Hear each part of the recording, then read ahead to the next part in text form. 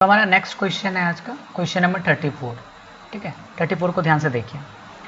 34 में दिया हुआ इसमें, हाँ, a stream of water flowing horizontally with a speed of 15 metre per second gushes out of a tube of cross sectional area 10⁻² metre square. मतलब क्या हुआ, एक मेरे पास पाइप है ना, एक पाइप है ये वाला। अब पाइप से क्या हो रहा है कि पानी, स्ट्रीम मतलब यहाँ पे हो गया वाटर की जो धारा है वह कितना, इसमें स्पीड कितना दिया हुआ है, ये 15 मीटर पर सेकंड इसका स्पीड दिया हुआ है। और ये क्रॉस सेक्शनल एरिया ये होता है ना, ये वाला क्रॉस सेक्शनल एरिया कितना दिया हुआ है, ये 10⁻² मीटर स्क्वायर। ठीक है, hits a vertically wall normally. मतलब क्या हुआ, एक वर्टिकल वॉल था, यहाँ पे हम बनाते हैं क्लियरली, है ना। तो ये एक आपका सिलेंडर है, सिलेंड्रिकल पाइप है, और यहाँ पे एक वॉल है। इस वॉल पे वर्टिकली ये पड़ रहा है, पानी निकल रहा है, पानी निकलने के साथ ये वॉल पे टकराता है। एज्यूमिंग दैट, और ये मान के चला गया है कि पानी वॉल से टकराने के बाद रिबॉन्ड नहीं करता है, वापस फिर नीचे गिर जाता है। ठीक है, तो force exerted on the wall by the impact of water. तो इस वाटर की वजह से है ना, कितना फोर्स लगाएगा वॉल पे, ये निकालने बोल रहा है क्वेश्चन में, है ना। तो क्वेश्चन अब समझते हैं इसको अच्छी तरह से, सॉल्यूशन करते हैं इसका।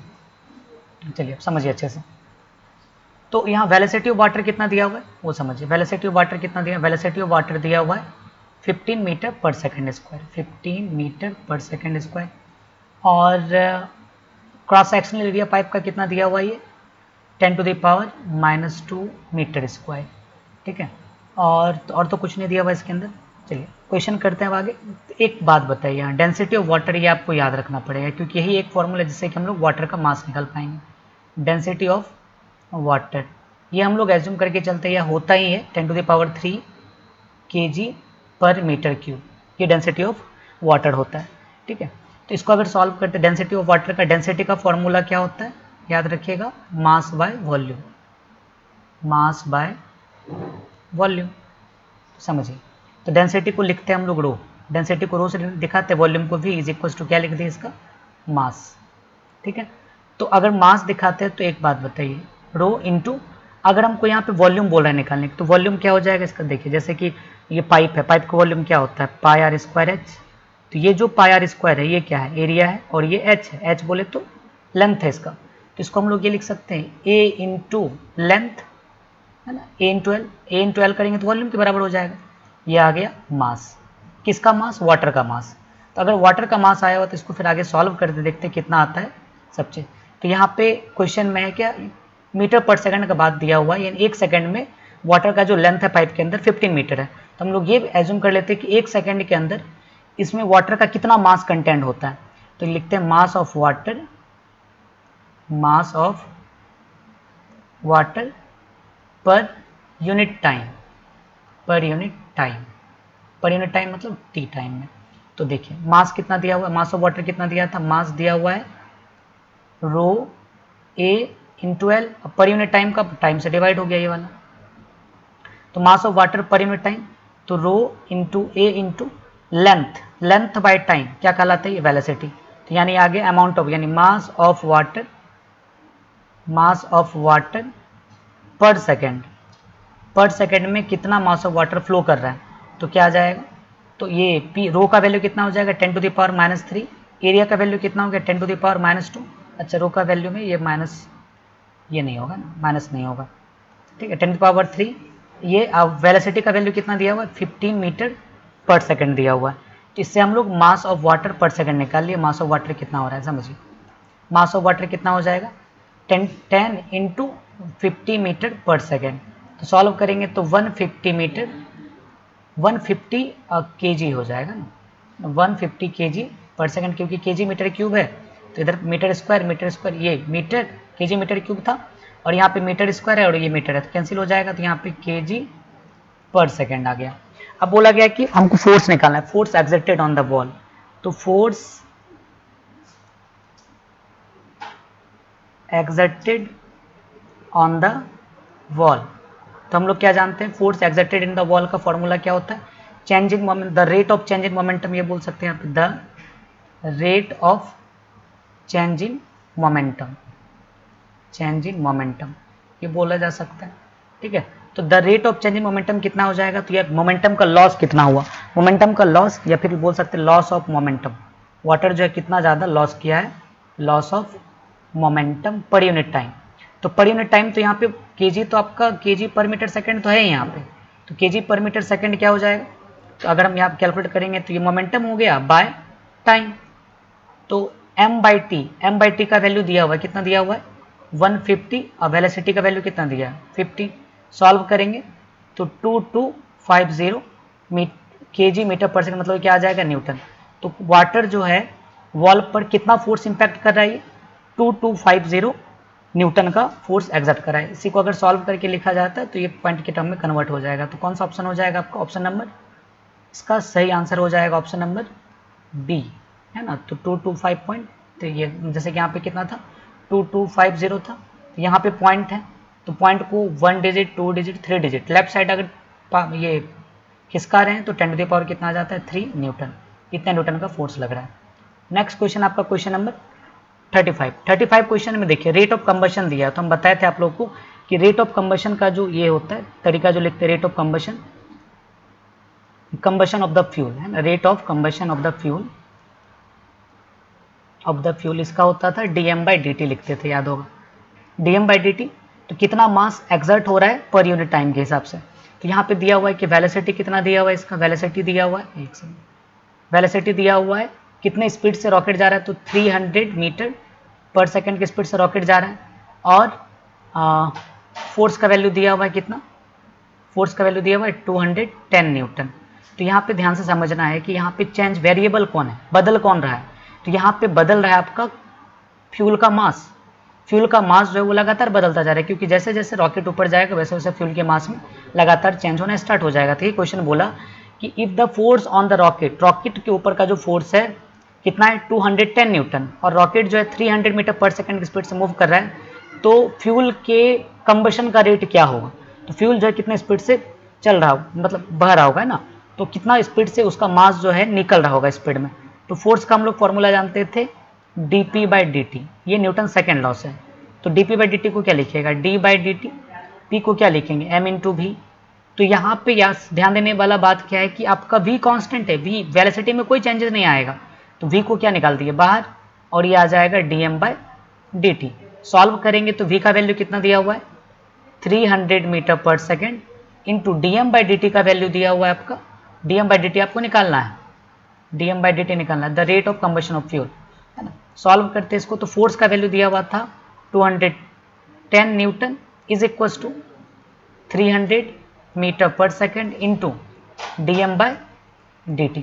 तो dm/dt कितना आ जाएगा वो समझिए, dm/dt is equal to 210 bye 300, 0 0 खत्म, 3 7 21, 3 10, तो 60/10 न्यूटन आ जाएगा, सॉरी केजी पर सेकंड आ जाएगा। 7/10 को क्या लिखेगा 0.7, कौन सा ऑप्शन इसका सही हो जाएगा, देखिए 0.7 केजी मीटर पर सेकंड, तो ऑप्शन नंबर सी आपको सही लग रहा है, ऑप्शन नंबर सी।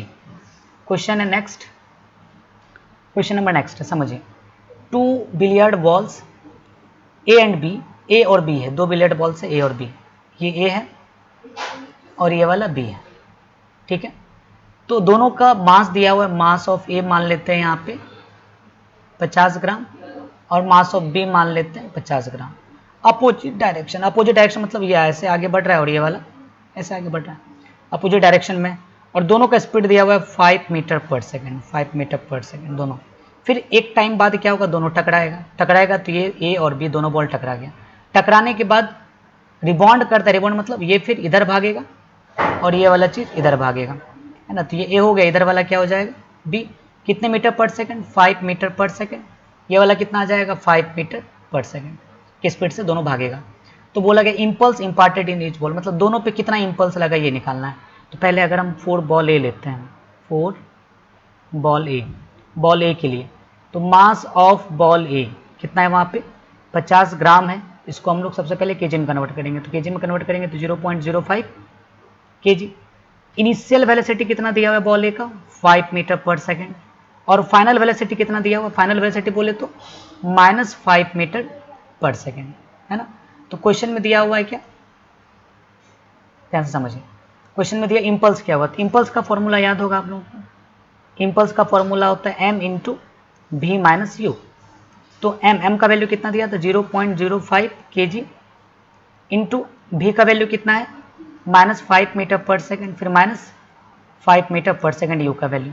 सॉल्व करते हैं इसको तो 0.05 kg into -10 metre per second. तो सॉल्व कीजिएगा, सॉल्व करने के बाद आएगा 0.5 kg मीटर पर सेकेंड, क्या चीज़ में, माइनस में। ठीक है, तो ये आ गया आपका बॉल ए का इम्पल्स आया। उसी टाइप से बोला गया बॉल बी का इम्पल्स क्या आएगा, तो फॉर बॉल बी के लिए अगर बात करते तो M B mass of ball B, तो 50 ग्राम लेंगे तो 0.05 kg है ना। और अगर इनिशियल वेलोसिटी बॉल ए का लेते हैं तो बॉल ए का इनिशियल वेलोसिटी देखिए कितना आ जाएगा। तो बॉल ए का इनिशियल वेलोसिटी इधर जा रहा है, इधर इस डायरेक्शन देखिए। बॉल बी जो है ये ऐसे जा रहा है नेगेटिव डायरेक्शन में, ये बॉल भी ऐसे माने हैं इसको, है ना। तो ये बॉल भी है तो ये -5 मीटर पर सेकेंड ये हो जाएगा। और जो भी है भी का वैल्यू ये इधर जा रहा है राइट डायरेक्शन में जाएगा पॉजिटिव, तो +5 मीटर पर सेकेंड।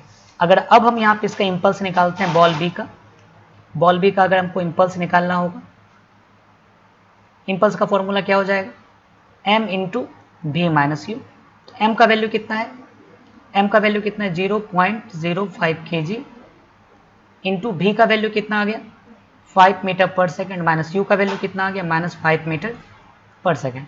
तो सॉल्व करते हैं तो 0.05 इंटू 5 माइनस +5, तो कितना आ जाता है यहाँ पे kg metre per second.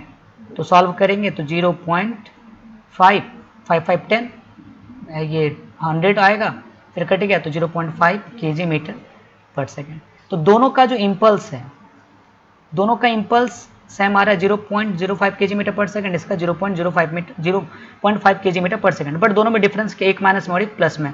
But यहाँ पे माइनस प्लस में ऑप्शन तो है नहीं, बस आपको बोला गया इम्पल्स कितना लगेगा, तो 0.5 kg मीटर पर सेकेंड इसका सही आंसर हो जाएगा, है ना। इसी टाइप से क्वेश्चन नंबर चलते हैं अब 37 में देखिए क्या दिया हुआ है।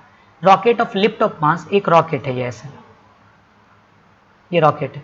रॉकेट जो है मास कितना लिफ्ट किया 2 × 10⁴ kg upward with initial thrust, मतलब इनिशियल एक्सेलेरेशन है ऊपर की तरफ, इनिशियल एक्सेलेरेशन है, एक्सेलेरेशन ये दिया हुआ है 5 मीटर पर सेकेंड स्क्वायर। तो इसमें सबसे पहले क्या करते हैं, रॉकेट है ये, रॉकेट को पॉइंट ऑब्जेक्ट माने। रॉकेट का मास दिया हुआ है 2 × 10⁴ kg और रॉकेट ऊपर की तरफ जा रहा है। अगर रॉकेट ऊपर की तरफ जा रहा है तो ऊपर कितना लग रहा है, एक्सेलेरेशन ऐसे जा रहा है, और नीचे एक फोर्स लगेगा, वो फोर्स क्या होगा mg। अगर हम इसका FBD बनाते हैं, FBD तो बन गया, अगर हम FBD इक्वेशन लिखते हैं तो नेट फोर्स कितना है इसका, तो मान के चलिए क्या ऊपर में नेट फोर्स लग रहा है कि F नेट फोर्स लग रहा है, क्योंकि नेट रॉकेट को अर्थ भी नीचे खींच रही है लेकिन फिर भी ऊपर जा रहा है, तो नेट फोर्स किधर लग रहा है, ऊपर की तरफ। तो बड़ा वाला force F minus mg, F में से अगर mg माइनस करेंगे तो क्या आएगा, नेट फोर्स के बराबर ma के बराबर आएगा। F बराबर क्या लिखिएगा, mg माइनस में उधर गया तो ma, माइनस mg उधर गया तो प्लस ma, तो m कॉमन किए a प्लस g। तो टोटल थ्रस्ट कितना आएगा रॉकेट का, थ्रस्ट मतलब फोर्स कितना आएगा, तो m का वैल्यू कितना दिया हुआ है 2 × 10⁴ इंटू a का वैल्यू कितना दिया हुआ है, a का वैल्यू दिया हुआ है 5 प्लस g का वैल्यू लेने बोला गया यहाँ पे 10 और kg metre per second square. तो 2 × 10⁴ इंटू 15, तो 5 2 जा 15 2 जा 30 इंटू 10⁴। इसी को अगर सॉल्व करेंगे तो 3 है इंटू 10⁴ क्या लिख सकते हैं 5 न्यूटन का फोर्स लगेगा, रॉकेट जो इतना ब्लास्ट में इतना इनिशियल थ्रस्ट लगाएगा। ऑप्शन नंबर बी इसका सही आंसर है। क्वेश्चन नंबर 39 देखिए क्या, देखिए एक सेकेंड हम इसको बड़ा कर लें। तो 39 में क्या है समझिए, ये स्टोन है वो किसी ट्रेन के फ्लोर पे रखा हुआ है, ये ट्रेन है, ट्रेन के फ्लोर पे ये स्टोन रखा हुआ है ना। अब ट्रेन जो है 1 मीटर पर सेकेंड स्क्वायर से मूव कर रहा है, स्टोन का नेट फोर्स कितना होगा। अब स्टोन का नेट फोर्स है तो डायरेक्ट लगाएंगे F बराबर क्या होगा m, जो ट्रेन का एक्सेलेरेशन होगा वही क्या होगा, स्टोन का एक्सेलेरेशन होगा विथ रिस्पेक्ट टू सराउंडिंग। तो m का वैल्यू कितना है 1 kg into 1 metre per second square. तो 1 न्यूटन, 1 × 1 न्यूटन आ जाएगा। तो 1 न्यूटन कौन सा ऑप्शन, ऑप्शन नंबर बी इसका सही आंसर होगा। क्वेश्चन नंबर आ गया 39 में डेफिनेशन ऑफ फोर्स किससे मिलता है? तो डेफिनेशन ऑफ फोर्स जो होता है वह कौन देता है? तो न्यूटन्स फर्स्ट लॉ जो है वो फोर्स को डिफाइन करता है, what is force. Measurement of force, Newton second law जो है वो मेजरमेंट करता है, क्यों? F = ma से ऐसे करता है, मेजरमेंट करता है। इफेक्ट ऑफ फोर्स, फोर्स का इफेक्ट क्या कहलाता है? इंपल्स कहलाता है। ये ऑप्शन नंबर सी हो जाएगा। गन का रिकॉइल होना, ये न्यूटन थर्ड लॉ है, तो ऑप्शन नंबर डी। तो कौन सा आ जाएगा? ए का S है, बी का R है, सी का Q, ये ऑप्शन नंबर सी इसका सही आंसर हो जाएगा, है ना। चलिए नेक्स्ट क्वेश्चन हम लोगों का क्वेश्चन नंबर 40 में समझना है। एक बॉल है, पहले इसको समझो, ये वाला डायग्राम समझ जाओगे तो कोई टेंशन नहीं है इधर, है ना। देखो ये कोई बॉल है, ये आया और टकरा गया यहाँ से। अगर टकराएगा u वेलोसिटी से अगर टकराता है तो बताए थे आप लोग को, जिधर कॉस रहता है, जिधर थीटा रहता है उधर क्या लगाते हैं? कॉस लगाते हैं। अगर ये 30 डिग्री है तो ये वाला क्या हो जाएगा? u cos 30 degree. कंपोनेंट तोड़ेंगे और इसका अगर कंपोनेंट ऊपर की तरफ तोड़े तो क्या आ जाएगा? u sin 30 degree. Same condition फिर यहाँ पे आए, टकराने के बाद ये रिबॉन्ड क्या ऐसे, है ना, तो ये u है। अगर ये 30 डिग्री कितना आ जाएगा ये, फिर इसका अगर कंपोनेंट यहाँ टूटेगा तो u cos 30 डिग्री, इधर क्या आ जाएगा? u sin 30 degree. तो u sin 30 डिग्री और u sin 30 डिग्री विदाउट मतलब direction, because of opposite direction, u sin theta दोनों एक दूसरे को क्या कर देगा? कैंसिल कर देगा। तो यहाँ लिख देते हैं, तो u sin 30 degree because of opposite direction, opposite direction क्या कर देगा? कैंसिल ईच अदर, एक दूसरे को क्या किया? कैंसिल कर दिया। तो नेक्स्ट इसी में देखिएगा, अब आगे बोला क्या? इम्पल्स क्या होगा इसका, है ना। तो इम्पल्स क्या होगा? तो मतलब इम्पल्स में चेंज या फिर force acting on the walls, है ना। तो फोर्स कितना एक्ट करेगा? तो हम लोग जानते हैं क्या कि फोर्स क्या होता है, बताओ। फोर्स का फॉर्मूला जानते हैं हम लोग, the rate of change in momentum, the rate of change in momentum. Momentum में कितने का चेंज आया? तो इनिशियल अगर मोमेंटम देखोगे तो कितना था? u cos 30 degree initial momentum था ये, ठीक है। और आगे फिर बोला गया कि मोमेंटम बोला गया ना, तो इनिशियल मोमेंटम कितना हो जाएगा? तो मास इंटू वेलोसिटी होता है। तो मास इंटू वेलोसिटी अगर बात किया जाए तो इनिशियल मोमेंटम हो गया इसका m u cos 30 डिग्री, इसके अलॉन्ग में चलना, इस लाइन के अलॉन्ग में। तो वेलोसिटी कितना होगा? u cos 30 degree, m u cos 30 degree. उसके बाद फिर इसका जो मोमेंटम इसी पे ये देखिए, समझने वाला बात है यहाँ पे, थोड़ा सा समझिएगा। ये बॉल आ रहा है तब का इसका मोमेंटम तो रहे, तो इसका डायरेक्शन इधर होगा। ये बॉल जा रहा है तब इसका मोमेंटम तो रहे, तो इसका डायरेक्शन इधर होगा। तो दोनों में डिफरेंस है। तो अगर हम इनिशियल मोमेंटम का बात करते हैं तो इनिशियल मोमेंटम हो जाएगा m u cos 30 डिग्री, और अगर हम फाइनल मोमेंटम का बात करते हैं तो m u cos 30 डिग्री तो होगा, बट ये क्या चीज़ में होगा? माइनस में। तो अगर हम सॉल्व करते हैं, समझिए, अगर हम सॉल्व करते हैं डेल्टा p या फिर the rate of change in momentum, तो delta p by delta t होता है। तो डेल्टा p कितना हो जाएगा? m u cos 30 डिग्री फिर माइनस ये फाइनल मोमेंटम हो गया, और ये वाला initial momentum m u cos 30 degree by time interval कितना दिया हुआ है t, तो minus 2 m u cos 30 degree by t। तो मेरा फोर्स कितना लग रहा है, फोर्स कितना इंपैक्ट हो रहा है? तो minus 2 m u cos 30 degree by t। तो कौन सा ऑप्शन हो जाएगा? ऑप्शन नंबर डी इसका सही आंसर है। माइनस नहीं दिया, हटा दिया गया है। क्वेश्चन है यहाँ पे, विच of the following statement is incorrect, इसमें से कौन सा स्टेटमेंट है जो कि इनकरेक्ट है? तो एक cricketer moves his hand backward while holding a catch, जब वह कैच लेता है तो अपना हाथ को पीछे की ओर खींचता है, तो एकदम सही है ये ऑप्शन सही है आपका। A person falling from a certain height receive more injuries when he falls on a cemented floor than when he falls on a heap of sand. Common सा बात है, देखो एक बालू का ढेर है और यहाँ पे सीमेंटेड फ्लोर है। बालू के ढेर पे अगर आदमी गिरेगा तो उसको कम जर्क पड़ता है, और अगर सीमेंटेड फ्लोर पे करता है तो बहुत जोर से जर्क पड़ेगा, मतलब बहुत जोर से उसको चोट लगता है। तो ये भी सही है आपका।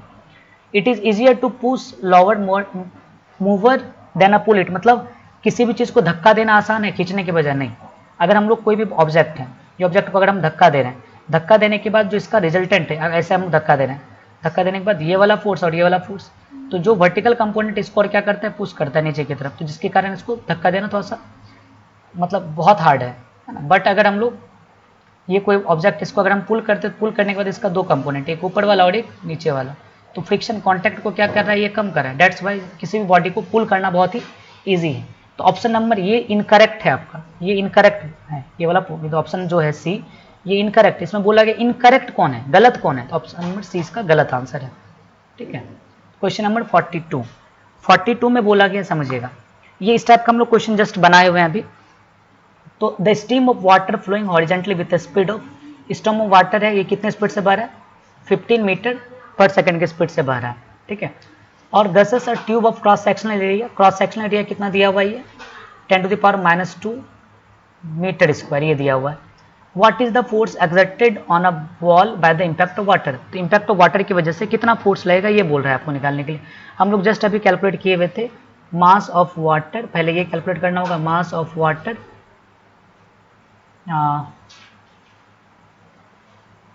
फ्लोइंग पर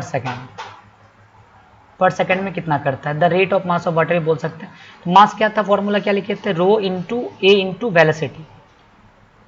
तो रो का वैल्यू कितना दिया हुआ है वाटर का, तो 10⁻³ kg metre cube, into area का वैल्यू कितना दिया हुआ है 10⁻⁻², और वेलोसिटी का वैल्यू 15 मीटर दिया हुआ।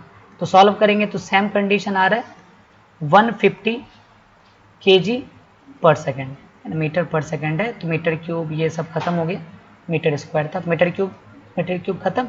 तो मास ऑफ वाटर पर सेकेंड आया कितना, यानी मास बाय टाइम का वैल्यू आ गया ये 150 kg मीटर पर सेकेंड। अब क्वेश्चन में बोला गया है क्या कि फोर्स कितना लगेगा, तो अब देखिए फोर्स कितना लगेगा, तो फोर्स का फॉर्मूला क्या जानते हैं हम लोग, F बराबर क्या होता है m, तो m बराबर m तो रहने दीजिए, इंटू a बराबर क्या लिख सकते हैं आप, v minus you by T. तो इसी को अगर सॉल्व करते हैं तो m बाई टी लिख दिए इसको, m by T into v minus you. तो m बाई टी को अगर सॉल्व कीजिएगा, m बाई टी को देखिए, m बाई टी कितना आया है 150 kg पर सेकेंड, इंटू v का वैल्यू, अगर आप v का वैल्यू देखोगे तो v का वैल्यू तो जी कितना हो जाता है 0, क्योंकि टकराने के बाद वेलोसिटी 0 हो गया है ना नॉर्मली। अब माइनस u का वैल्यू कितना दिया हुआ, u का वैल्यू 15 बाय, इधर तो कुछ होगा नहीं, तो दोनों को सॉल्व करेंगे तो 2250 न्यूटन।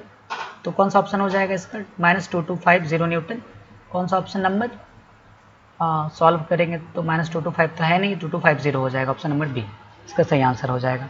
ठीक है, तो ये हो गया।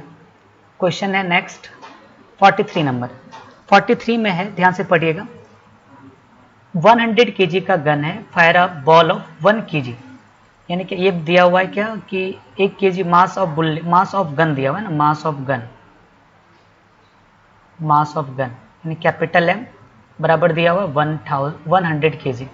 Ball of 1 kg horizontally from a keep of height 500 metre, मतलब क्या हुआ कि 1 kg का gun fire a ball of, एक kg 100 kg का गन जो है 1 kg बॉल को किसी भी क्लिप से हम लोग गिराते हैं, और क्लिप का जो हाइट दिया हुआ है, हाइट ऑफ क्लिप कितना दिया हुआ है 500 मीटर। ठीक है, और मास ऑफ बॉल कितना दिया हुआ है, मास ऑफ बॉल स्मॉल m रखिए इसको, ये दिया हुआ है मास ऑफ बॉल का 1 kg, मास ऑफ बॉल दिया हुआ है 1 kg।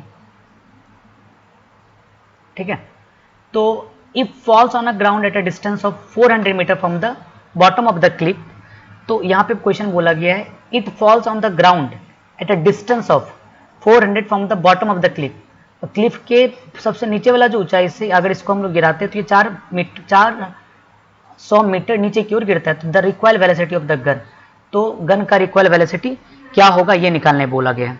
ठीक है, तो पहले क्लिफ का हाइट कितना दिया हुआ है 500 मीटर, लेकिन बॉल कितना ट्रैवल करता है, बॉल जो है मात्र 400 मीटर ही ट्रैवल कर रहा है। ठीक है, इधर से हम लोग पहले निकाल लेते हैं, जी का वैल्यू कितना लेना होगा, जी का वैल्यू यहाँ दिया हुआ है 10 मीटर पर सेकेंड स्क्वायर। तो अब आप लोग बेसिकली इसमें जानते हो कि s बराबर होता है ut plus half AT square, ये होता है। तो यहाँ पे अगर हम s का वैल्यू देख रहे हैं, s कितना हो रहा है यहाँ पे, s का वैल्यू हो रहा है 500, यानी h हाइट कितना है, u इनिशियल वेलोसिटी तो 0 हो जाएगा into t plus half, a का वैल्यू g हो जाएगा t स्क्वायर है। सॉल्व करेंगे तो 0 इंटू 2 तो 0 हो गया, 500 into 2 is equal to G T square. तो 500 इंटू 2 बाई जी का वैल्यू कितना है 10, स्क्वायर जब इधर आता है तो रूट। तो इतना हम लोग कैलकुलेट कर लिए कि बॉल को क्लिप से नीचे गिरने में टोटल टाइम कितना लगा। 0 0 खत्म। 100 का रूट कितना कितना हो रहा है 10 सेकेंड। मतलब क्या हुआ, बॉल को कितना टाइम लग रहा है 10 सेकेंड का टाइम लग रहा है। ठीक है, तो 10 सेकेंड का टाइम लगा। तो ये देख लेते हैं क्या कि हॉरिजेंटल डिस्टेंस कितना कवर किया गया है ना। डिस्टेंस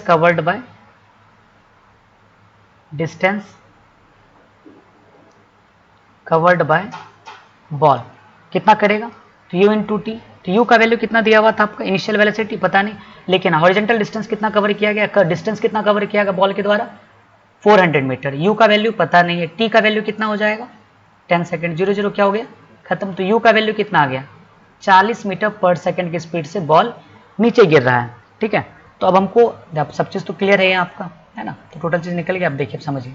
तो यहाँ पे बोल रहा है कि रिक्वायरिंग वेलोसिटी क्या होगा। तो क्या होता है फॉर्मूला याद होगा आप लोगों को। रिक्वायल वेलोसिटी का फॉर्मूला क्या होता है, तो मोमेंटम ऑफ बुलेट या फिर ball by mass of gun is equal to क्या लिखेंगे, या माइनस का साइन आता था, रिक्वायल वेलोसिटी इसी चीज को अगर लिखते हैं हम लोग तो क्या लिखते थे m इंटू यू, क्योंकि बॉल का जो मास है वो m छोटी m माने, और बॉल का जो वेलोसिटी निकाले हैं 400 मीटर कवर करने में वेलोसिटी कितना आया 40 metre per second into mass of gun. Mass of gun को कितना मान के चलें, मास ऑफ गन को माने हैं 100 kg। तो अगर हम रिक्वायल वेलोसिटी को बोल दिए भी, तो माइनस m का वैल्यू कितना था 1 kg का बॉल था, और ये 40 मीटर पर सेकेंड बाय 100। तो 0 0 क्या हो गया खत्म। तो ये v, तो v इज इक्वल टू कितना आ जाएगा 0.4 मीटर पर सेकेंड। तो माइनस में 0.4 मीटर पर सेकेंड इसका सही आंसर हो जाएगा। तो कौन सा ऑप्शन हो जाएगा, ये ऑप्शन नंबर, ये मैग्नीट्यूड वाइज दिया है तो ऑप्शन नंबर बी का सही आंसर होगा। नेक्स्ट चलते हैं हम लोग क्वेश्चन नंबर। इसमें बोला गया कि which of the following statement is not true, कौन सा स्टेटमेंट है जो कि ट्रू नहीं है ना। तो अगर हम देखते हैं क्या कि the same force of the same time cause the same change in momentum for the different body, एकदम सही है ना। सेम टाइम में अगर सेम चेंज हो रहा है बॉडी में तो फोर्स भी क्या लगेगा सेम लगेगा। The rate of change in momentum is a body, ये तो न्यूटन सेकंड लॉ, ये भी सही है। The greater opposing force is needed to step a body than a light body is same time if they are moving with the same speed. मतलब क्या हुआ, जैसे कि मान के चलिए F बराबर एम ए दिया हुआ है और एक अनदर बॉडी है F बराबर एम है। यहाँ पे एक 10 kg का मास है, ठीक है, यहाँ पे 5 kg का मास है। दोनों को एक टाइम में हमको रोकना है, किस पे ज़्यादा फोर्स लगाना पड़ेगा, तो ये 10 kg की बॉडी पे ज़्यादा फोर्स लगाना पड़ेगा। ये भी स्टेटमेंट सही है। अब यहाँ बोला नॉट ट्रू, कौन सा स्टेटमेंट गलत है। The greater the change in momentum, देखिए जितना ज़्यादा मोमेंटम में चेंज करेंगे तो उतना ही कम फोर्स लगेगा। कि देखिए फोर्स का फॉर्मूला क्या था, फोर्स का न्यूटन सेकंड लॉ क्या कहता है, the rate of change in momentum is directly proportional to the applied force. तो जितना ज़्यादा मोमेंटम में चेंज कीजिएगा उतना ही ज़्यादा, जितना कम टाइम में मोमेंटम में ज़्यादा चेंज होगा तो फोर्स उतना ही ज़्यादा लगेगा। बट यहाँ पे बोला कि मोमेंटम में चेंज ज़्यादा करेंगे किसी भी गिवन टाइम में, फोर्स कम लगेगा क्या, नहीं, फोर्स भी ज़्यादा लगेगा। तो ये ऑप्शन गलत हो जाएगा। इसका सही ऑप्शन होगा डी। कौन ट्रू नहीं है, तो डी नंबर ट्रू नहीं है। ठीक है, नेक्स्ट क्वेश्चन है क्वेश्चन नंबर 45। तो यहाँ पे सेल ऑफ मास दिया हुआ है फायर्ड बाय गन, मतलब एक सेल है, मतलब गोली है जो कि गन से फायर किया गया। तो गन का मास दिया हुआ है 100 kg, गन का मास को कैपिटल एम बोल रहे हैं हम लोग, और छोटी एम दिया हुआ है, सेल का मास है 200 ग्राम। 200 ग्राम को 0.2 kg बोला गया। और ये कितने स्पीड, ये मजल जो है कितने स्पीड से मूव कर रहा है, तो ये मजल है 80 मीटर पर सेकंड की स्पीड से मूव कर रहा है। तो रिक्वायल वेलोसिटी का फॉर्मूला जस्ट देखे थे, माइनस ऊपर में मोमेंटम ऑफ बुलेट, तो momentum of bullet M U by mass of gun. Momentum of bullet का मोमेंटम क्या होगा, तो ये 0.2 into 80 by mass of gun. Mass of gun कितना था 100 kg का। तो इसको सॉल्व करते पॉइंट टूट गया नीचे, एक जीरो आ गया माइनस, तो 8 2 16 बाय 1000 सॉल्व करेंगे तो 0.016 मीटर पर सेकेंड। तो इसको यहाँ पे देखिए एक सेकेंड, ये जीरो जो खत्म हो गया, तो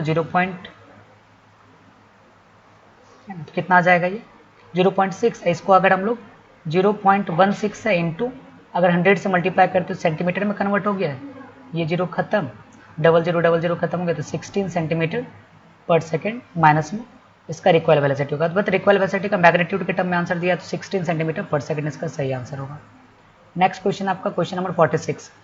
ए body subjected to 3 component force is found to be equilibrium, the resultant of any 2 force.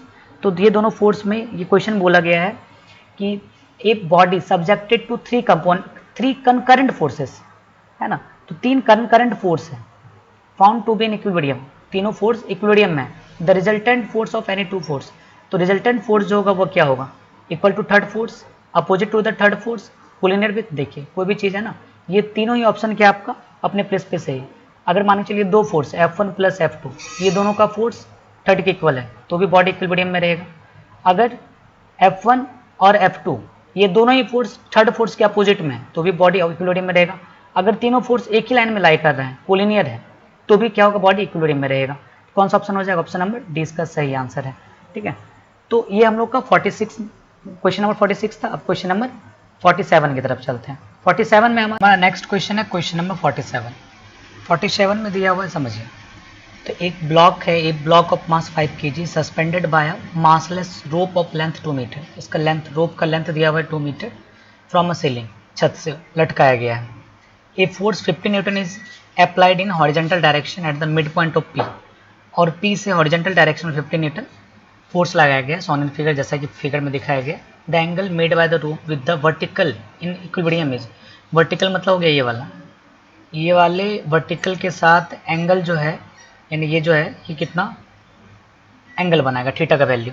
मतलब क्वेश्चन को अगर हम लोग ऐसे इसका एबिलिटी ड्रॉ करते हैं ये ऑब्जेक्ट का, तो ये ऑब्जेक्ट में एक यहाँ पे स्ट्रिंग है, अगर ये स्ट्रिंग है तो इसमें टेंशन लग रहा है टी, और एक नीचे की तरफ यहाँ पे एक ऑब्जेक्ट लटका हुआ है, तो ऑब्जेक्ट लटका हुआ है तो नीचे की तरफ क्या लगेगा, एक mg फोर्स लगेगा, है ना।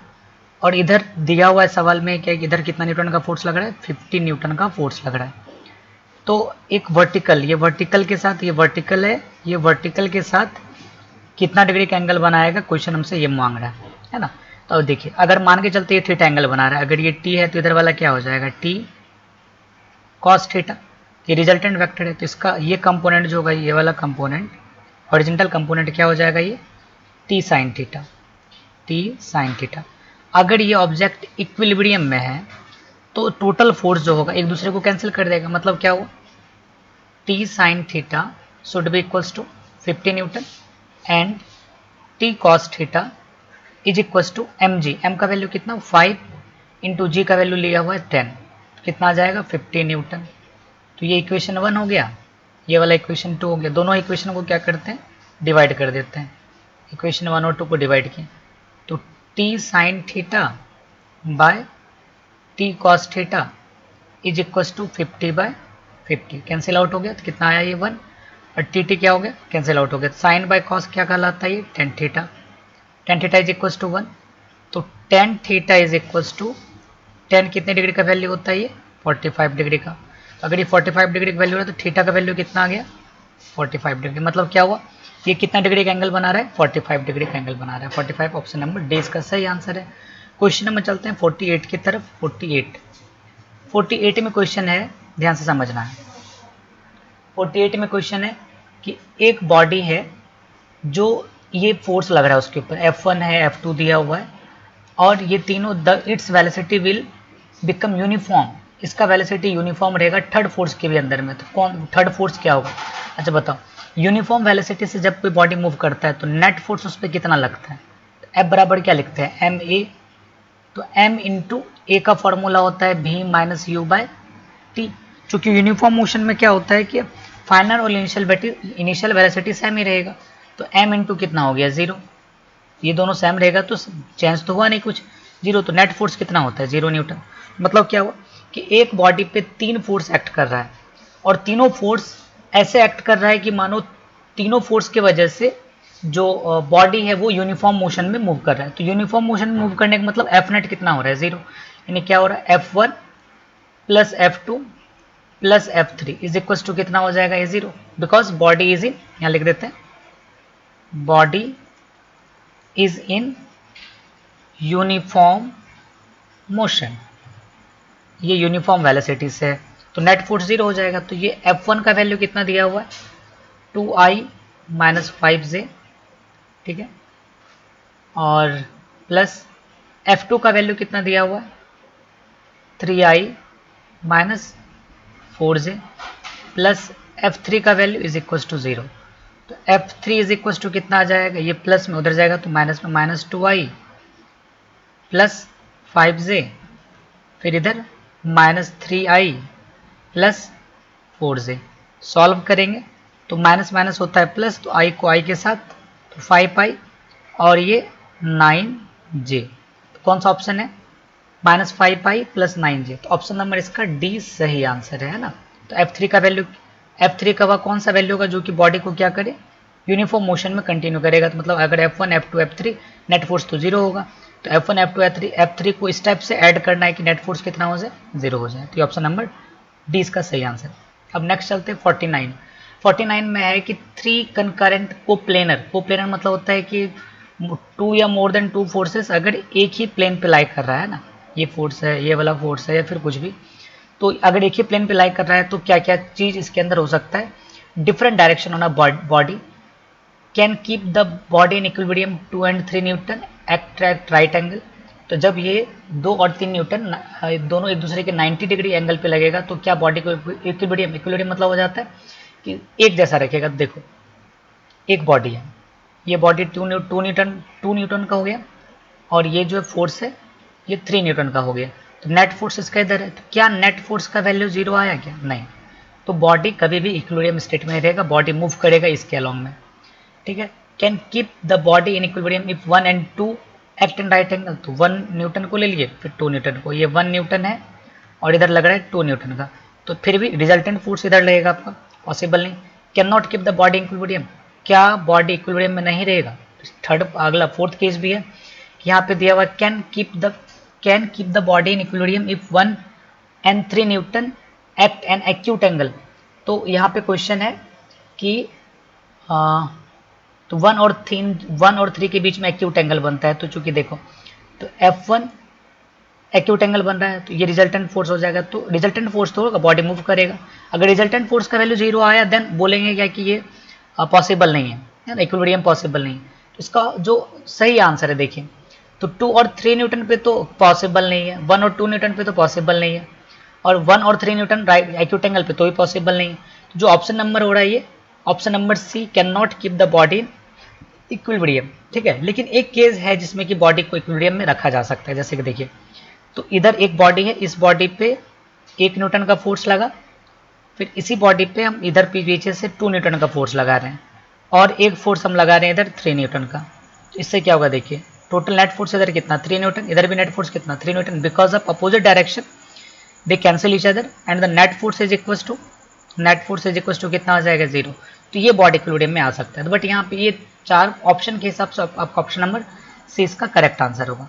क्वेश्चन नंबर है next 50 degree, a body of mass 10 kg is acted upon by 2 perpendicular force है, तो लिख लीजिए एक बॉडी है, ये मास दिया हुआ इसका 2 परपेंडिकुलर फोर्स है, एक है यहाँ पे आपका 6 न्यूटन का है और एक है 8 न्यूटन का है, ठीक है। देखिए यहाँ पे पर्सपेक्टिव क्या दिया हुआ 8 न्यूटन, तो हमको एंगल जो निकालना है वो 8 न्यूटन, दोनों का रिजल्टेंट किधर होगा, एक से दोनों का रिजल्टेंट किधर होगा, ये वाला रिजल्टेंट होगा, दोनों का रिजल्टेंट फोर्स ये हुआ, तो ये थीटा का वैल्यू निकालना है, क्योंकि यहाँ पे दिया हुआ है साफ इसके अकॉर्डिंग चाहिए, तो थीटा का चाहिए, तो ये वाला कितना हो गया देखिए, तो ये क्या हो जाएगा 6 न्यूटन का, अगर ये 6 तो ये वाला भी 6 और ये वाला ये 8 न्यूटन का दिया हुआ है, तो डायरेक्ट हम लोग क्या निकालते हैं tan थीटा, डायरेक्ट फार्मूला लगाते हैं, tan theta is equal to क्या होता है P/B, तो P/B है तो क्या करते हैं tan theta is equal to P का वैल्यू ये हो जाएगा 6/8 कैंसिल आउट किए 3/4, तो थीटा का वैल्यू कितना आ गया tan इनवर्स 3/4, तो ये तो tan इनवर्स 3/4 यहाँ पे विथ रेस्पेक्ट टू ये टोटल में दिया हुआ, साथ साथ बोला गया रिजल्टेंट एक्सेलरेशन क्या होगा, तो रिजल्टेंट एक्सेलरेशन के हमको रिजल्टेंट फोर्स चाहिए, तो व्हेन 2 वेक्टर या 2 force perpendicular to each other, तो देन ये F1 का स्क्वायर प्लस F2 का square plus 2F1 F2 cos theta, ये रिजल्टेंट फोर्स के मैग्नीट्यूड का फॉर्मूला होता है, ये रिजल्टेंट दो वेक्टर का। तो यहाँ cos 90 डिग्री है, cos 90 का वैल्यू 0, तो ये वाला टर्म तो खत्म हो गया। क्या बचा यहाँ पे रूट अंडर f1 का वैल्यू 6 का होल स्क्वायर 36 और 8 का वैल्यू 64। सॉल्व करेंगे तो आ गया ये 100 का रूट निकालेंगे तो 10 न्यूटन। तो फोर्स का वैल्यू आ गया 10 न्यूटन। तो ये एफ नेट आ गया बाबू 10 न्यूटन है ये। एफ नेट का फॉर्मूला क्या जानते हैं, m into A is equal to 10 newton. तो m का वैल्यू दिया हुआ है 5 kg into A is equal to 10 newton. तो a का वैल्यू कितना आ जाएगा 10/5 metre per second square, 5 to जा 10, तो 2 मीटर पर सेकेंड स्क्वायर इसका दिया हुआ है टोटल वैल्यू। और उसके बाद फिर एक सेकेंड 10 kg है, सॉरी 10 kg मास है ना, यहाँ पे 10 kg मास है, ठीक है। तो ये 10 खत्म हो गया, तो 1 मीटर पर सेकेंड स्क्वायर इसका एक्सेलेरेशन हो जाएगा। तो कौन सा ऑप्शन हो जाएगा, option number 3/4, option number A इसका सही आंसर है ना। तो अब नेक्स्ट चलते हैं क्वेश्चन नंबर 51 में अगर देखोगे तो क्वेश्चन क्या है समझिए। तो there are 4 forces acting at a point P point पे फोर्स एक्ट कर रहा है, प्रोड्यूस्ड बाय अ स्ट्रिंग के through as shown in figure में दिखाया गया है, विच इज रेस्ट। ये रेस्ट में, तो मतलब रेस्ट में तो टोटल नेट फोर्स जो होगा वो किसके बराबर होगा, 0 के बराबर होगा। अब बोला गया the force F1 and F2 are, F1 और F2 क्या होगा, तो ये F1 है और ये वाला F2 है। चलिए सॉल्व करते हैं इसको पहले। तो अगर हम इसको तोड़ते हैं, देखो 1 न्यूटन है इधर आ गया, तो 1 cos 45 डिग्री, ये 2 न्यूटन है, 2 न्यूटन को भी इधर तोड़ेंगे, देखो ये रिजल्टेंट फोर्स है, ये भी रिजल्टेंट फोर्स है, ये दो भाग में टूटेगा ऐसे। तो ये क्या आ जाएगा 2 sin 45 डिग्री, जिधर थीटा उधर cos। ये वाला जो ये वाला इसका एक कंपोनेंट यहाँ टूट गया, देखो ऐसे समझा रहे हैं, 2 न्यूटन है, 2 न्यूटन का एक कंपोनेंट इधर टूट गया, तो क्या लिखेंगे इसको 2 sin 45 डिग्री, क्योंकि इधर एंगल नहीं दिया हुआ था और यहाँ पे एंगल दिया हुआ है, तो 2 cos 45 डिग्री। फिर सेकेंड वन है, अगर इसमें बात करोगे ये वाला 1 न्यूटन का, ये 1 न्यूटन रिजल्टेंट फोर्स की तरफ वर्क कर रहा है, तो ये वाला जो होगा वर्टिकल में, तो क्या लिखिएगा 1 cos 45, बिकॉज 45 डिग्री यहाँ पे थीटा दिया हुआ, और ये वाला क्या हो जाएगा 1 sin 45 डिग्री, ठीक है। तो अब अगर हम इसको कंबाइन कर दे, देखो तो ये F2 बॉडी तो रेस्ट में है, तो मतलब वर्टिकल में ऊपर वाला फोर्स और नीचे वाला फोर्स दोनों आपस में बराबर होगा, तो F2 इज इक्वल्स टू ये दोनों फोर्स आपस में बराबर होगा। तो क्योंकि वर्टिकल में नेट फोर्स कितना आया 2 cos 45 degree plus cos 45 degree, तो अगर हम ऐड करते हैं तो 3 cos 45 डिग्री, 3 cos 45 का वैल्यू 1/√2, कितना आ गया 3/√2 न्यूटन, ये आ गया। अगर हम इधर हॉरिजेंटल फोर्स का बात करते हैं तो हॉरिजेंटल फोर्स में इधर आ गया ये F1 पहले से दिया हुआ है, और इस डायरेक्शन में कौन सा फोर्स है, इस डायरेक्शन में 1 sin 45 डिग्री, मतलब हो गया sin 45 degree is equals to ये किसके बराबर होगा 2 sin 45 डिग्री के बराबर होगा, 2 sin 45 डिग्री के बराबर, क्योंकि बोला कि बॉडी रेस्ट में, तो ये वाला और ये वाला दोनों फोर्स इक्वल होगा। तो F1 का वैल्यू क्या लिखोगे 2 sin 45 डिग्री प्लस उधर जाएगा तो माइनस sin 45 डिग्री, तो 2 sin 45 में 1 sin 45 घटा लेंगे तो 1 sin 45 डिग्री, sin 45 डिग्री का वैल्यू 1/√2 न्यूटन, यानी F1 का वैल्यू 1/√2 हो जाएगा और F2 का वैल्यू 3/√2 न्यूटन हो जाएगा। तो ऑप्शन नंबर कौन सा इसका सही आंसर होगा, तो ऑप्शन नंबर ए आपको सही दिख रहा है। चलिए नेक्स्ट चलते हैं हम लोग क्वेश्चन नंबर 52 को देखिए ध्यान से। 52 में है कि ए ब्लॉक ऑफ मास 10 kg, एक ब्लॉक है जिसका मास दिया हुआ है ये 10 kg, ठीक है, is placed on a rough horizontal, उस कॉफिशेंट ऑफ फ्रिक्शन ये जो दिया हुआ है, ये दिया हुआ है म्यू का वैल्यू दिया हुआ है 0.5, रफनेस बताता है, कॉफिशेंट ऑफ फ्रिक्शन किसी भी सरफेस का रफनेस को डील करता है। एक हॉरिजेंटल फोर्स है जो 100 न्यूटन का इस पर अप्लाई किया गया है, then acceleration of the block will be, एक काम करते हैं पहले हम लोग, तो इधर पीछे की तरफ क्या करेगा फ्रिक्शन फोर्स, तो इसका एफबीडी बनाओगे तो ये 100 न्यूटन हो गया इधर, और पीछे फ्रिक्शन फोर्स एक्ट किया, तो नेट फोर्स फिर भी बॉडी किधर मूव कर रहा है, बॉडी किधर मूव कर रहा है इधर आगे की तरफ, तो फ्रिक्शन फोर्स इसके बॉडी को अपोज करेगा। तो यहाँ पे कितना है 100 न्यूटन था, इसमें से फ्रिक्शन फोर्स माइनस हो गया, तो ये किसके बराबर होगा नेट फोर्स के बराबर हो गया।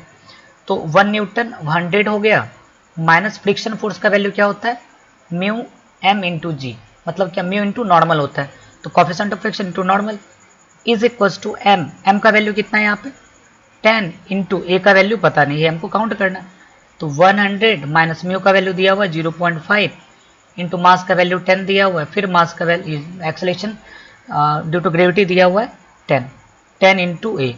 तो अगर सॉल्व करते पॉइंट ये वाला खत्म, ये जीरो खत्म, तो 50 इज इक्वल्स टू 10, 100 में 50 माइनस करेंगे 50 आएगा, is equals to 10 into A, तो ए जीरो खत्म, तो ए का वैल्यू कितना आ गया 5 मीटर पर सेकेंड स्क्वायर।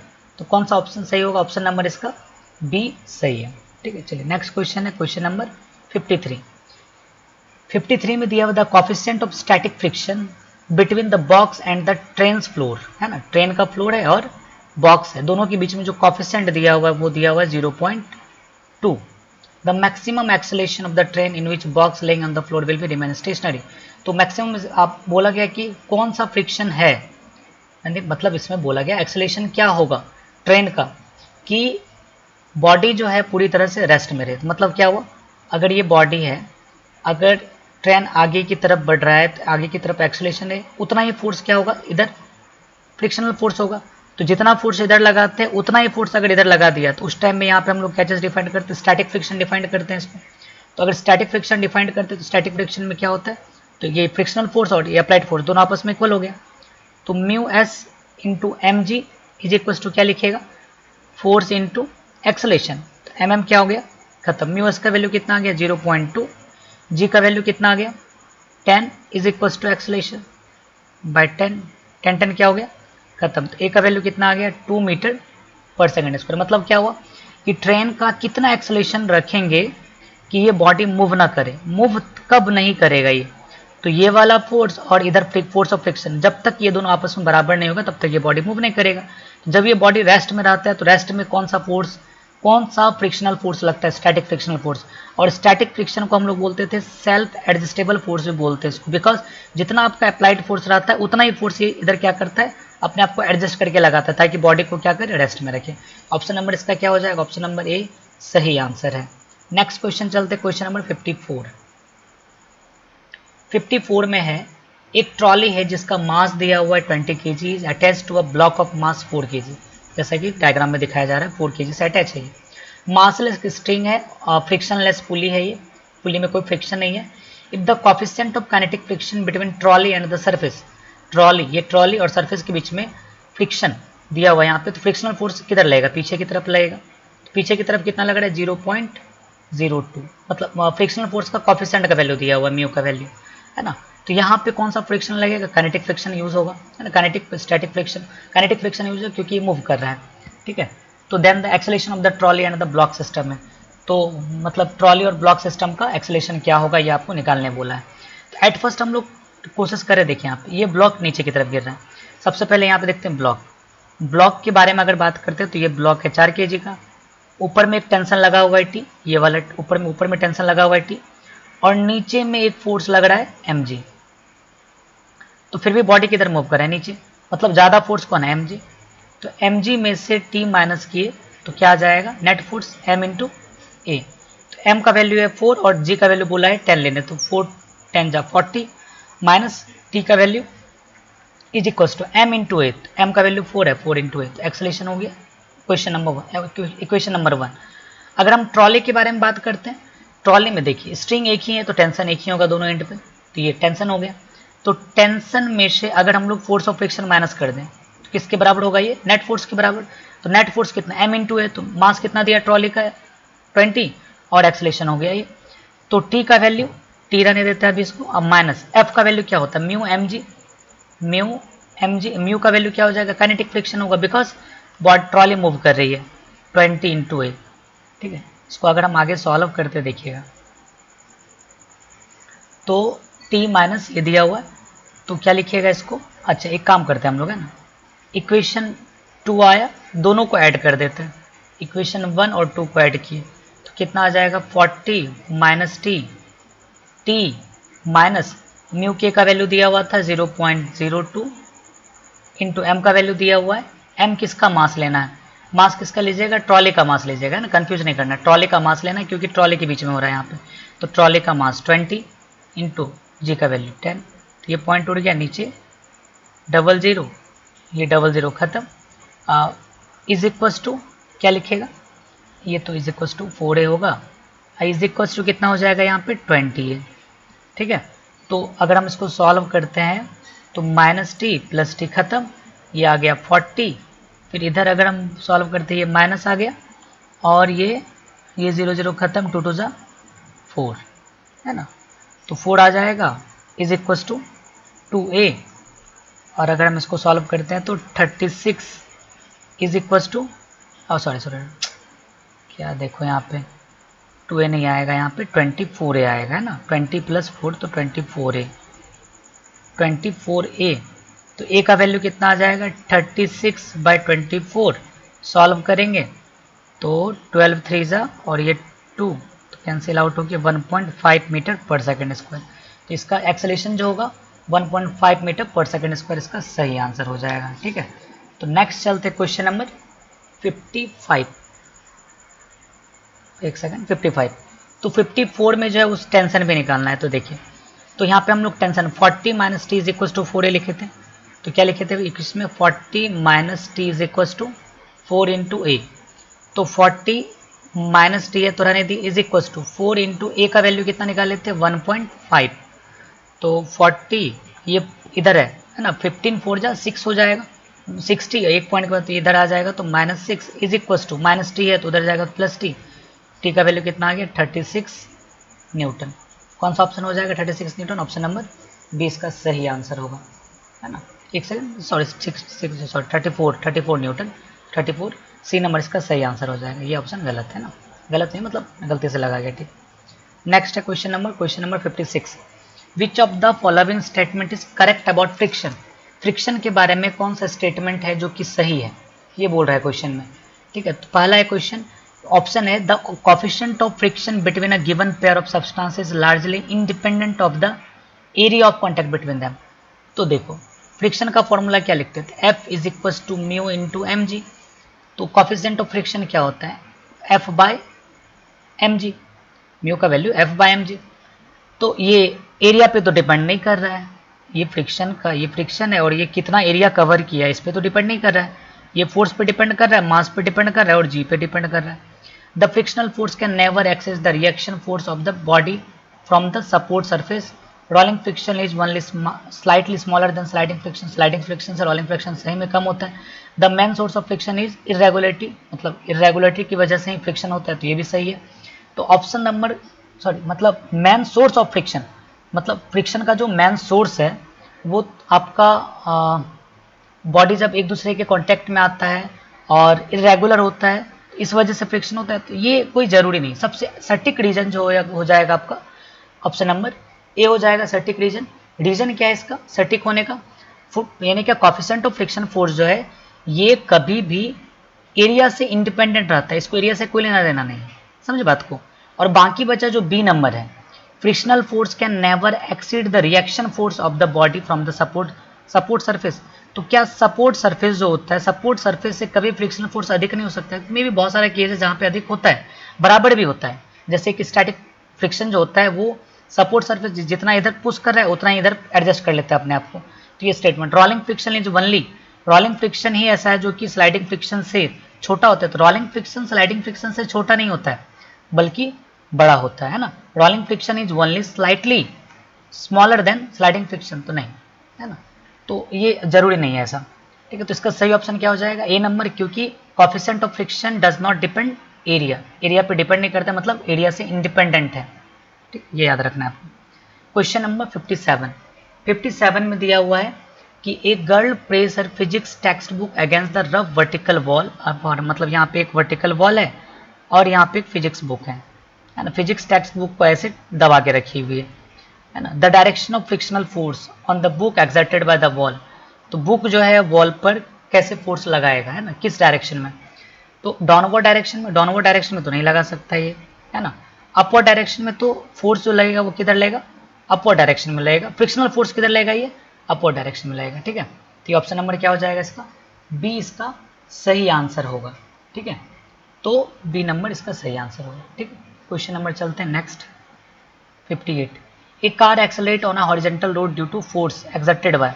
तो कार जो है वो चल पाता है आगे की तरफ, क्यों? कार का इंजन लगाता है फोर्स, या फिर कार का ड्राइवर फोर्स लगाता है, कि अर्थ फोर्स लगाता है, रोड ऑन द कार। तो ये सही ऑप्शन हो जाएगा D number, because frictional force है ना, रोड और चक्का के बीच में फ्रिक्शन होता है, फ्रिक्शन जो है पीछे की तरफ लगता है, तो ये कार क्या होता है आगे की तरफ मूव करता है स्लाइटली स्मार्टर वे से, है ना। अगर फ्रिक्शनल फोर्स को हटा दिया जाए तो ये फिर चलने लगेगा और मूव ही नहीं कर पाएगा। ठीक है, प्रॉपर तरीके से मूव करने के लिए रोड क्या करता है, कार पे फोर्स लगाता है। नेक्स्ट है आपका क्वेश्चन नंबर 59। 59 में कि एक block of mass 1 kg lies on a horizontal surface of truck. तो 1 kg का ऑब्जेक्ट है जो कि ट्रक के हॉरिजॉन्टल सरफेस पे लाई कर रहा है। तो इसके बीच में कोफिशिएंट ऑफ फ्रिक्शन दिया हुआ है 0.6 और एक्सेलेरेशन ऑफ ट्रक का एक्सेलेरेशन दिया हुआ है 5 मीटर पर सेकेंड स्क्वायर। ठीक है, तो क्वेश्चन में बोला गया है क्या कि the frictional force acting on a body. तो फ्रिक्शनल फोर्स कितना एक्ट करेगा ये बोल रहा है निकालने के लिए।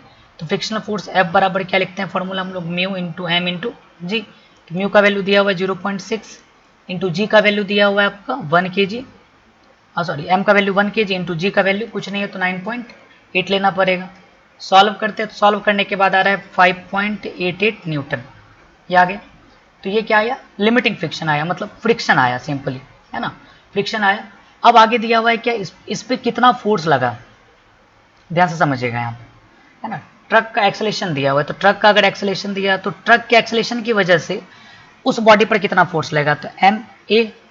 तो एम का वैल्यू कितना है यहाँ पे 1 kg इंटू ए का वैल्यू कितना आ गया 5 मीटर पर सेकेंड स्क्वायर, कितना आ जाता है 5 न्यूटन, यह आया, है ना। तो यहाँ पे क्वेश्चन में क्या बोला है यहाँ पे समझिएगा। तो ये देखिए ट्रक द्वारा अप्लाइड फोर्स कितना 5 न्यूटन और मेरा जो ये जो फोर्स आया ये कितना आया है 5.88 न्यूटन। तो यहाँ पे फ्रिक्शनल फोर्स जो है ये क्या कर रहा है आगे की तरफ मूव करवा रहा है। तो यहाँ पे जो अप्लाइड फोर्स होगा वही अप्लाइड फोर्स क्या होगा, उस बॉडी का फ्रिक्शनल फोर्स होगा, क्योंकि फ्रिक्शनल फोर्स एक ऐसा फोर्स होता है जो कि बॉडी को क्या करता है आगे की तरफ मूव करने से रोकता, मतलब उसकी बॉडी अपोज करता है, बॉडी का अपोज करता है। देखो ये कोई बॉडी है, इस पर एक फोर्स लग रहा है 5.88 न्यूटन का। अब चाहे जैसे निकाले हम फ्रिक्शनल फोर्स का फॉर्मूला किसी फोर्स के फॉर्मूला से निकाले, और बस की वजह से यहाँ पे फोर्स लग रहा है 5 न्यूटन की वजह से। तो ये ओवरऑल बॉडी किधर मूव करेगा, आगे की तरफ। अगर बॉडी आगे की तरफ मूव कर रहा है तो कौन सा फोर्स है, तो जो कि इसको अपोज करता है, तो अपोज करने वाला तो फोर्स ये हो गया। तो फोर्स क्या हो जाएगा, frictional force of the block का फ्रिक्शनल फोर्स कितना हो जाएगा 5 न्यूटन, इसका सही आंसर होगा, क्योंकि अपोजिट डायरेक्शन में ये है। जिधर बॉडी अपोज करता है, जिधर बॉडी मूव कर रहा है उसके अपोजिट डायरेक्शन में 5 न्यूटन, डेट्स वाई बॉडी का फ्रिक्शनल फोर्स 5 न्यूटन होगा। 59 चलते हैं। विच of the following is a self adjustment force. Self adjustment force static friction को बोलते हैं, बिकॉज अगर जैसे कि यहाँ पे देख लेते हैं, अगर अप्लाइड फोर्स लगा है 20 न्यूटन का, तो अगर यहाँ पे स्टैटिक फ्रिक्शन है तो स्टैटिक फ्रिक्शन क्या करता है, खुद अपने आप को भी बॉडी को रेस्ट रखने के लिए इधर भी 20 न्यूटन का फोर्स अप्लाई कर लेता है। तो इधर भी 20 न्यूटन आ गया, इधर भी 20। अगर आप 5 न्यूटन लगाते हो इधर भी क्या लेगा 5 न्यूटन का फोर्स अप्लाई कर लेगा। अगर इधर हम 6 न्यूटन का लगाते हैं तो इधर भी क्या करेगा, बॉडी कॉन्टैक्ट के बीच में, सरफेस के बीच में 6 न्यूटन का फोर्स अप्लाई करेगा। ठीक है, तो इस कंडीशन से सेल्फ एडजस्टिंग फोर्स जो होगा वो कौन सा फोर्स होगा, स्टैटिक फ्रिक्शन को सेल्फ एडजस्टिंग फोर्स बोलते हैं। नेक्स्ट है आपका क्वेश्चन नंबर, चलिए समझिए अच्छे से, 61 में क्या दिया हुआ है समझना अच्छे से ना। तो ब्लॉक दिया हुआ है और inclined at angle of 30 degree, 30 degree के एंगल पे इंक्लाइंड है। मतलब क्या हुआ कि ये ऐसे समझ लीजिए, ऐसे 30 डिग्री के एंगल पे इंक्लाइंड है और इसका मास कितना दिया हुआ है 2 kg, ये रेस्ट में है। ठीक है, force of friction between the block और सरफेस के बीच में जो फोर्स ऑफ फ्रिक्शन लग रहा है, म्यू का वैल्यू दिया हुआ है, coefficient of friction 0.7। What will be the frictional force of the block of the body. Frictional force क्या होगा, देखो पहले इधर एक आता है mg, याद होगा आप लोगों को mg, और यहाँ पे लगाते थे mg cos थीटा। अगर यहाँ 30 डिग्री तो ये वाला भी कितना बनाता था 30 डिग्री, तो इधर आगे mg cos थीटा, और इसके सीधा में चला जाता था नॉर्मल, ये हो गया आपका नॉर्मल। तो नॉर्मल इज इक्वल टू क्या लिखें, mg cos थीटा। तो फ्रिक्शनल फोर्स का फॉर्मूला क्या होता है, म्यू इंटू नॉर्मल, क्या होता है म्यू इंटू नॉर्मल फोर्स। तो म्यू इंटू नॉर्मल फोर्स कितना है mg cos थीटा। तो म्यू का वैल्यू कितना आ गया, म्यू का वैल्यू है 0.7 इंटू मास का वैल्यू कितना दिया हुआ है, मास का value 2 kg into acceleration of the block 9.8 cos 30 degree. Solve करते हैं तो ऑन सॉल्विंग दिस इक्वेशन तो वैल्यू कितना आ रहा है 11.9 न्यूटन आएगा। तो 11.9 न्यूटन ये वाला हो गया ऑप्शन नंबर सी। ठीक, क्वेश्चन नंबर 62 चलते। 62 में दिया हुआ क्वेश्चन देखिए, ये बहुत बेसिक क्वेश्चन है, समझिएगा। तो ऑप्शन नंबर 62 में है कि which of the following can also act an lubricant in the machine. कौन सा है जो कि लुब्रिकेंट मतलब स्नेक मतलब होता है कि जो ऐसा लिक्विड, ऐसा सब्सटेंस जो कि फ्रिक्शनल फोर्स को कम करता है। तो आयरन फिलिंग, आयरन भर के कर सकते हैं क्या? नहीं पॉसिबल। आयरन भर के करेंगे तो फ्रिक्शन और बढ़ जाएगा। पॉलिश, मशीन को पॉलिश करके करेंगे, मशीन के अंदर वाटर का फ्लो करवाएंगे, या फिर flow of compressed and purify air. तो अगर वहाँ पे हम flow of purifier air, water देखो, वाटर में भी कुछ ना कुछ फ्रिक्शन होता है, that is known as viscosity. और अगर मशीन के पार्ट्स के बीच में अगर पॉलिश कर दे तो उससे कुछ फर्क होने वाला है, पड़ता नहीं है ना। तो उसके बीच में कंप्रेस्ड प्योरीफाई एयर अगर पास करवाते तो एयर क्या करता है, जो भी छोटा से छोटा पार्टिकल्स होगा उसको साइड करेगा और उसको प्लेन करता है, और प्लेन करने की वजह से फ्रिक्शनल फोर्स वहाँ पे क्या लगता है, कम लगता है ना। नेक्स्ट क्वेश्चन आपका क्वेश्चन नंबर 63। 63 में क्वेश्चन में समझिए, a block of mass m rest on incline plane. Incline plane ये है और यहाँ पे एक ब्लॉक है जो रेस्ट में है, मास m में दिया हुआ।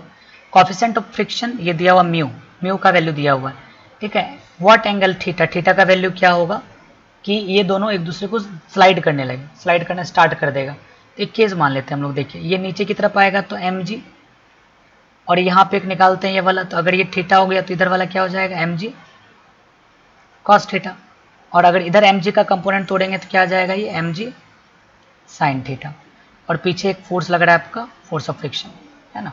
तो F is equal at an instant, है ना, किसी भी इंस्टेंट के कारण, किसी भी इंस्टेंट पे F जो मान के चलते हैं कि बॉडी रेस्ट में, mg क्या आ गया sin theta, F is equal to mg sin theta आ गया। और यहाँ पे n नॉर्मल फोर्स, ये नॉर्मल फोर्स जो होगा ऊपर की तरफ है, नॉर्मल फोर्स क्या हो जाएगा mg cos थीटा के इक्वल हो गया।